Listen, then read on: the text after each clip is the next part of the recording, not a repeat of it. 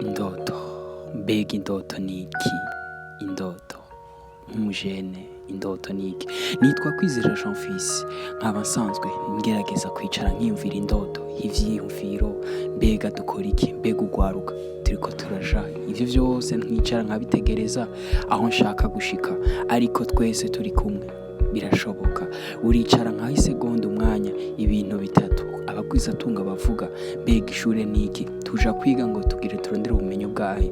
Ni ibintu abagwizatunga benshi bagiye hamwe barasanga yuko kwiga amashuri menshi cane ngo siko gutunga, ariko kwiga amashuri niko guca ubwenge. Ica mbere ni ukwiga kurondera akazi, ica kabiri ni ukwiga kumenya kugakora neza.